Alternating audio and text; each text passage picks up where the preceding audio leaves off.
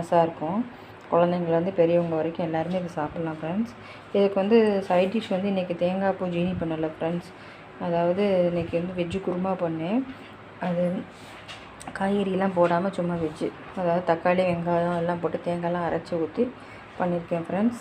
இப்போ அதை உங்களுக்கு எப்படின்னு பார்க்கலாம் பாருங்கள் ஃப்ரெண்ட்ஸ். வெஜ்ஜு குருமா இதில் வந்து உங்கள் வீட்டில் பீன்ஸ், கேரட், காலிஃப்ளவர் இருந்தாலும் நீங்கள் அதை வேக வச்சு இந்த சேனலில் நீங்கள் மிக்ஸ் பண்ணி நல்லாயிருக்கும். செம்ம டேஸ்ட்டாக இருக்கும். இதோட பொட்டேட்டோ போட்டிங்கன்னா செம்மையாக இருக்கும் ஃப்ரெண்ட்ஸ்.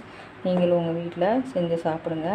பாருங்கள், பிக்கிறதுக்கே எவ்வளோ வந்து சாஃப்டாக இருக்குது பாருங்கள், எவ்வளோ அழகாக வருது பாருங்கள், அந்த அளவுக்கு இருக்குது. இதுக்கு மெஷர்மெண்ட் என்ன அப்படிங்கிறத வந்து நான் உங்களுக்கு டெஸ்கிரிப்ஷனில் கொடுக்குறேன் ஃப்ரெண்ட்ஸ்.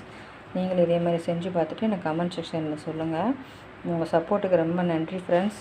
எனக்கு இதே மாதிரி எப்போயுமே சப்போர்ட் பண்ணிக்கிட்டே இருங்க. மறக்காமல் நம்ம சேனலை லைக் பண்ணுங்கள், ஷேர் பண்ணுங்கள், சப்ஸ்கிரைப் பண்ணுங்கள் ஃப்ரெண்ட்ஸ். Bye friends.